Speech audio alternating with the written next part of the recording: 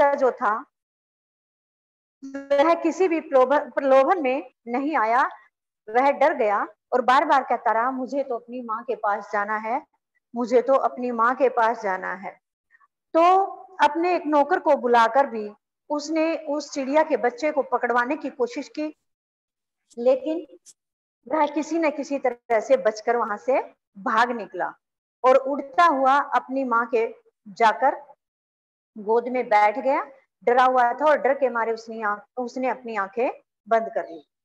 तो अब देखिए पाठ में, शॉर्ट में स्टोरी मैंने बता दी है पाठ की, बाकी आप रीड भी करना बाद में। देखिए माधव दास ने अपने संगमरमर की नई कोठी बनवाई है, उसके सामने बहुत सुहावना बगीचा भी लगवाया है। उनको कला से बहुत प्रेम है, धन की कमी नहीं है और कोई व्यसन छू नहीं गया। सुंदर अभिरुचि के आदमी हैं। फूल पौधे रकाबियों से होजों में लगे फव्वारों में उछलता हुआ पानी उन्हें बहुत अच्छा लगता है। समय भी उनके पास काफी है।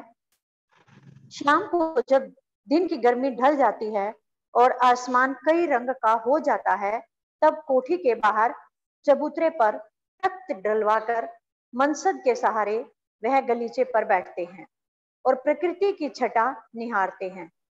इनमें मानो उनके मन को तृप्ति मिलती है।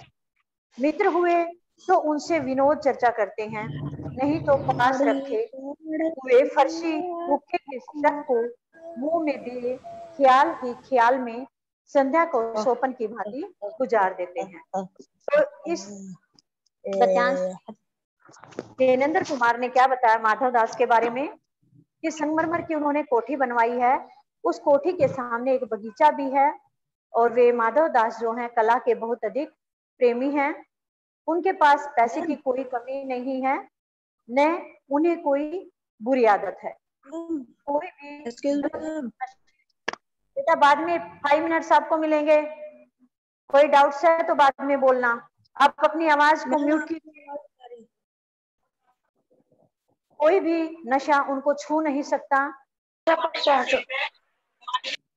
फूल पौधे और प्लेट नुमा होजों में फव्वारे लगे हुए हैं। उछलता हुआ पानी माधव दास को बहुत सुंदर लगता है। शाम को जब गर्मी कम हो जाती है तो वे कोठी के बाहर चबूतरे पर तख्त लगवा करके और तकिए के सहारे कालीन पर बैठ जाते हैं और प्रकृति की सुंदरता को देखते हैं और उसी से मानो उनको खुशी मिलती है। जो उनके पास कोई बैठा होता है तो उनसे वे बातें करते हैं, नहीं तो अपना हुक्का पीते रहते हैं। तो आगे देखिए, आज कुछ कुछ बादल थे। कवि ने आज का वर्णन किया कि आज क्या था। कुछ कुछ बादल थे, घटा गहरी नहीं थी, धूप का प्रकाश उनमें से छन छन कर आ रहा था।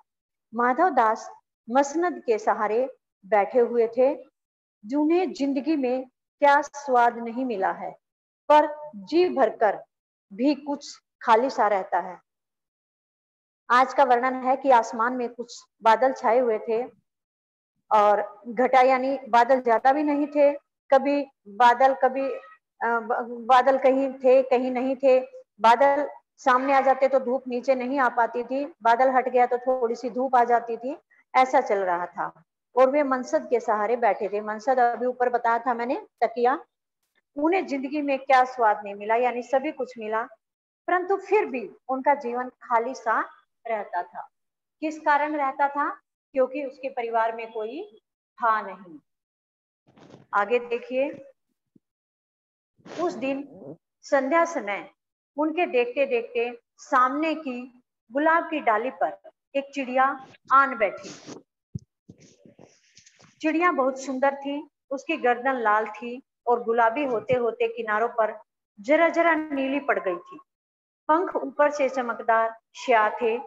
उसका नन्हा सा सिर तो बहुत प्यारा लगता था और शरीर पर चित्र विचित्र चित्रकारी थी।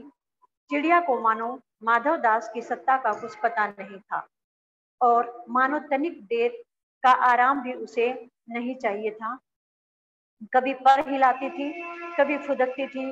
वह खूब खुश मालूम होती थी, अपनी नन्ही सी चोंच से प्यारी प्यारी आवाज निकाल रही थी। तो जिस दिन का वर्णन यहाँ पर चल रहा है कि बादल थे और माधव दास बैठे हुए थे, प्रकृति की छटा देख रहे थे। तो उस दिन क्या हुआ, शाम के समय एक गुलाब की डाली पर एक छोटी सी चिड़िया आन बैठी, मतलब आकर बैठ गई। चिड़िया देखने में बहुत ही सुंदर थी, उसकी गर्दन लाल रंग की थी और गुलाबी होते होते किनारों पर जरा नीली नीली हो गई थी। वह पंख ऊपर से चमकदार श्याकार था, काले काले रंग के थे। उसका सिर बहुत प्यारा लगता था। शरीर पर अनेक प्रकार की चित्रकारी दिखाई दे रही थी, कहीं लाल, कहीं गुलाबी, कहीं नीली, कहीं सफेद और कहीं काली। बहुत ही सुंदर दिखाई दे रही थी।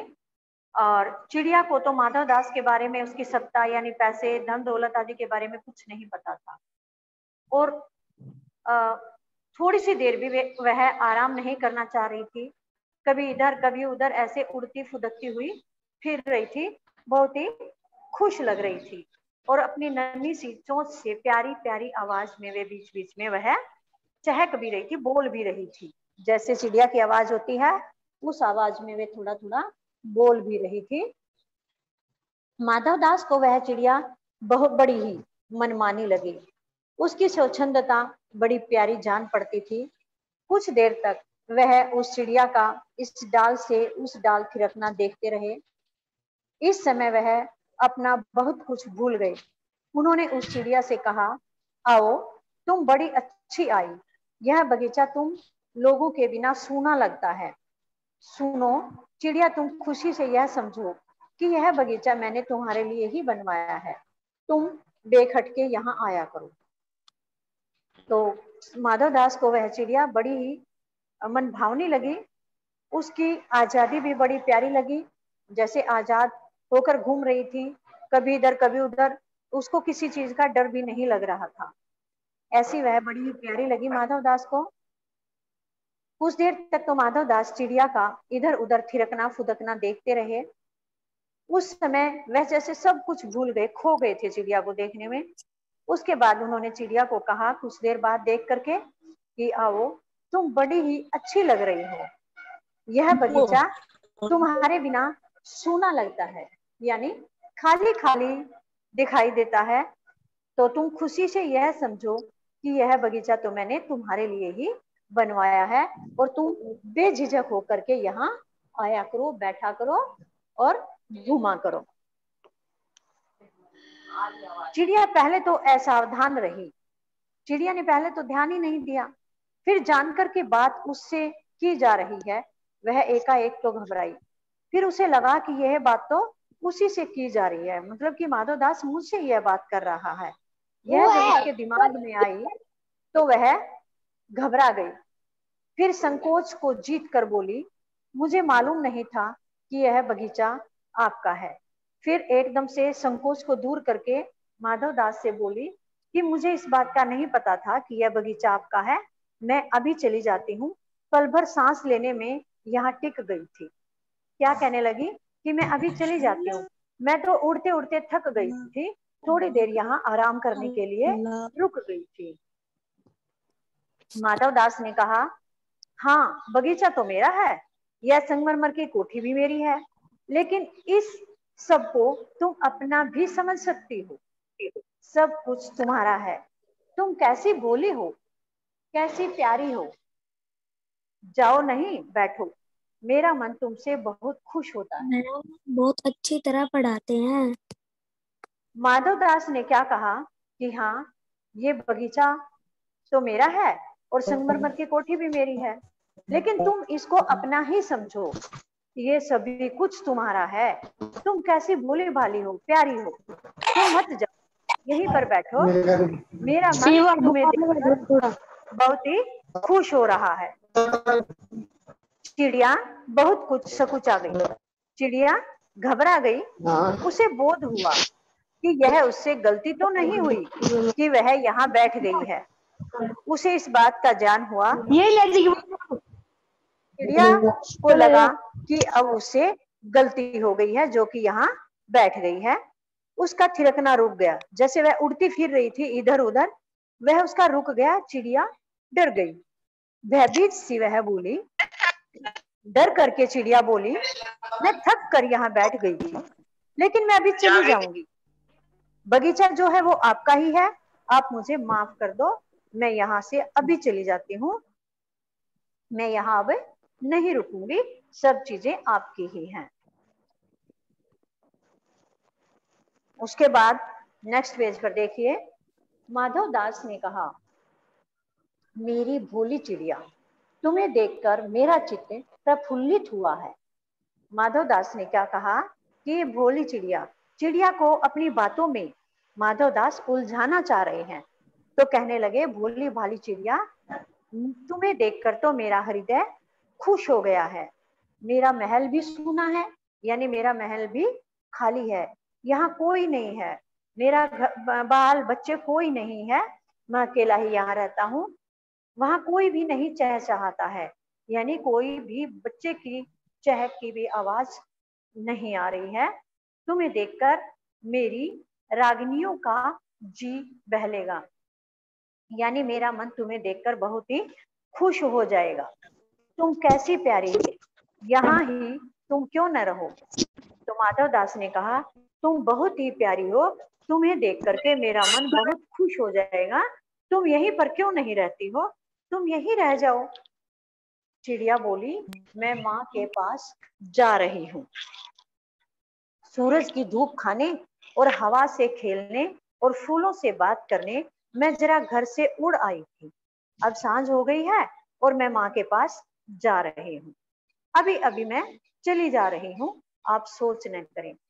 माधव दास ने उसे कहा कि यह सब कुछ आपका ही है और मेरा महल भी सुना है, तुम मत जाओ, यहीं पर रहो। यह बात सुनकर के चिड़िया ने कहा, नहीं, मैं तो अपनी माँ के पास जा रही हूँ, मैं तो अपनी माँ के पास से सूरज की धूप खाने के लिए और हवा में थोड़ा इधर उधर घूमने के लिए और फूलों से बात करने के लिए जरा अपने माँ के पास से अपने घर से उड़ करके आ गई थी, अब शाम हो गई है तो इसलिए मैं अपनी माँ के पास जा रही हूँ, अभी चली जाती हूँ, आप इस बात की चिंता मत करें। माधव दास ने कहा, प्यारी चिड़िया, पगली मत बनो, देखो तुम्हारे चारों तरफ कैसी बहार है, देखो वह पानी खेल रहा है, उधर गुलाब हंस रहा है, भीतर महल में चलो, जाने क्या क्या न पाओगी, मेरा दिल वीरान है, वहां कब हंसी सुनने को मिलती है, मेरे पास बहुत सा सोना मोती है, सोने का एक बहुत सुंदर घर मैं तुम्हें बना दूंगा, मोतियों की झालर उसमें लटकेंगी, तुम मुझे खुश रखना और मैं तुम्हें क्या चाहिए, और तुम्हें क्या चाहिए, माँ के पास बताओ क्या है, तुम यहाँ ही सुख से रहो, मेरी भोली गुड़िया। माधव दास ने फिर चिड़िया को बोला, हे प्यारी चिड़िया, तुम पागल मत बनो, देखो तुम्हारे चारों तरफ कैसी बहार है, यानी सुंदरता है, पानी भी यहाँ खेल रहा है, यानी फव्वारा चल रहा है, तो ऐसे लग रहा है जैसे पानी खेल रहा हो, और गुलाब के फूल हैं जो वो ऐसे लग रहे हैं जैसे हंस रहे हो, और भीतर महल में चलो, जाने तुम्हें क्या क्या दिखाई देगा मेरे महल में, मेरा दिल वीरान है, और उसको तुम आबाद करो, वहां कब हंसी सुनने को मिलती है, तुम्हारे घर तुम्हें हंसी कब सुनने को मिलती है, मेरे पास तो बहुत सा सोना भी है, मोती भी है, यानी सभी कुछ है मेरे पास, तो मैं तुम्हें एक सोने का सुंदर सा घर भी बना कर दे दूंगा, उस सोने के घर में मोतियों की झालर भी लटकती हुई तुम्हें दिखाई देंगी, तुम बस मुझे खुश रखना, तुम इधर उधर फुदकती दिखाई दोगी, बैठी दिखाई दोगे, तो मेरा मन खुश हो जाएगा। माँ के पास क्या है, तुम्हारी माँ के पास क्या है जो तुम अपनी माँ के पास जाने के लिए बोल रही हो, तुम यहीं पर सुख से रहो, और तुम्हें क्या चाहिए मेरी भोली भाली गुड़िया। चिड़िया इन बातों से बहुत डर गई, वह बोली, मैं भटक कर तनिक आराम के लिए इस डाली पर रुक गई थी। चिड़िया माधव दास की इन बातों को सुन करके बहुत अधिक डर गई, घबरा गई, वह बोली, मैं भटक करके रास्ता भटक गई थी और तनिक देर थोड़ी देर आराम करने के लिए इस डाली पर आकर बैठ गई थी। डाली यानी टहनी पर आकर के रुक गई थी, आराम कर रही थी। अब भूल कर भी ऐसी गलती नहीं होगी, यानी मैं अब गलती से भी यहाँ इधर नहीं आऊंगी। मैं अभी यहाँ से उड़ी जा रही हूँ, मैं अभी यहाँ से उड़कर चली जाती हूँ, मुझे माफ करो, तुम्हारी बातें मेरी समझ में नहीं आती हैं। क्या डरी हुई थी और उसने कहा कि जो तुम बातें कर रहे हो ये कुछ भी मुझे समझ में नहीं आती हैं। मेरी माँ के घोंसले के बाहर बहुत तेरी सुनहरी धूप बिखरी रहती है। जहां मेरी माँ घोंसले में है उस घोंसले के बाहर बहुत सुंदर सुनहरी धूप आई रहती है, और मैं वहीं पर धूप सेक लूंगी, और मुझे क्या करना है, मैं उसी धूप में खुश रह लूंगी। 2 दाने माँ ला देती है, और जब मैं पर खोलने बाहर जाती हूँ तो माँ मेरी बाट देखती रहती है। मेरी माँ ही दाना चुग करके ले आती है और हमें खिला देती है।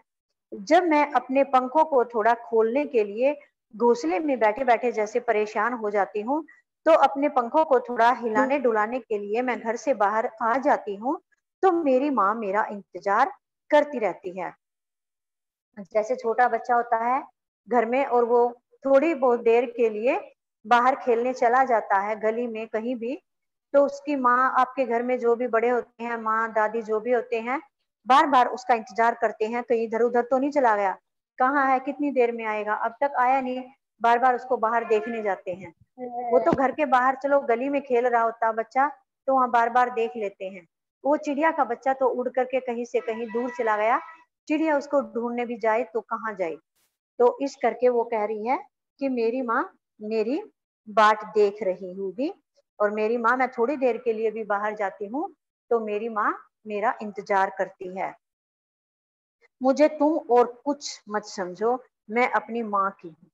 मुझे तुम और कुछ मत समझो, यानी मैं तुम्हारा दिल बहलाने के लिए नहीं हूँ, मैं तो केवल अपनी माँ की हूँ, आपकी मैं कुछ नहीं लगती। और मुझे ना आपके महल से कुछ लेना देना है, ना आपके बगीचे से कुछ लेना देना है, मुझे तो बस मेरी माँ चाहिए, और मैं अपनी माँ से ही बातें करके खुश रहूंगी।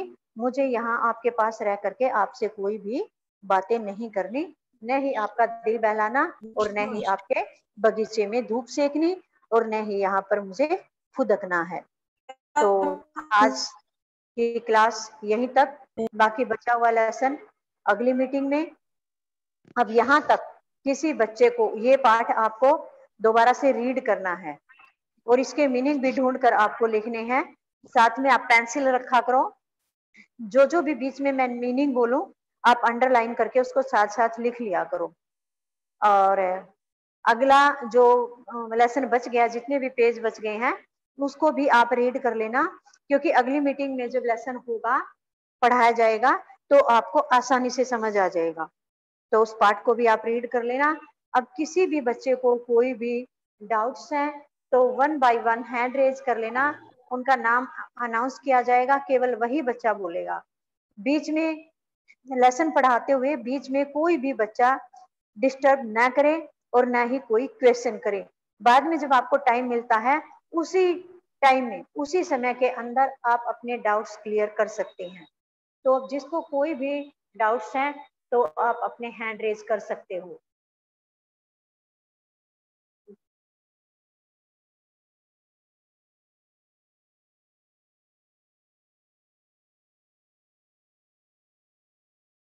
वर्षा। Good morning ma'am. हाँ जी, गुड मॉर्निंग बेटा। Ma'am what is meaning of एकाएक? एकाएक, यस मैम। एक टक, अचानक से लगा लो, एकदम से। Okay ma'am. और पेंसिल रखा करो, आप साथ साथ लिखा करो ओके मीनिंग। मैम। बस। Ma'am yes. और उसके बाद है मन्नत।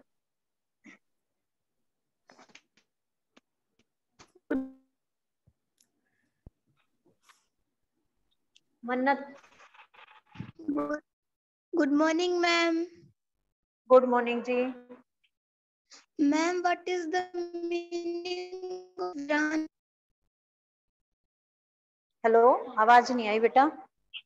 मैम वीरान का मतलब क्या होता है? वीरान जहां पर कोई नहीं रहता, सूनापन होता है, जहां कोई आदमी नहीं रहते हो, सूना साना सा पड़ा हो, ओके मैम। कोई न रहे, कोई भी कुछ दिखाई ना दे, खाली खाली हो सब, उसी को वीरान बोलते हैं। बस। और okay ma'am. No ma'am. Okay Sanchi. Good morning ma'am. हाँ जी, गुड मॉर्निंग। मैम जो आपने फर्स्ट लाइन ही पढ़ाई थी तो उसमें संगम मर की कोठी मतलब समझ नहीं आया मुझे, कहा संगमरमर की नई कोठी? हाँ जी, हाँ बोलिए, क्या था इसमें? इसका क्या मतलब है संगमरमर की कोठी? संगमरमर का पत्थर होता है बेटा, वो बहुत ही महंगा आता है, तो उस महंगे पत्थर की कोठी बनवाई, यानी बहुत ही पैसे वाला था, अमीर व्यक्ति था, बहुत ही महंगे पत्थर की कोठी उसने बनवाई है, ये है ओके इसका मैम, अर्थ। Thank you. हाँ जी, वेलकम बेटा। आगे। बस। Any students, any problems? No.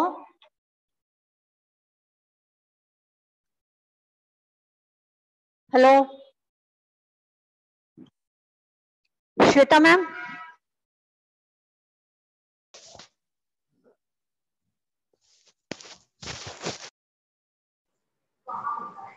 Hello.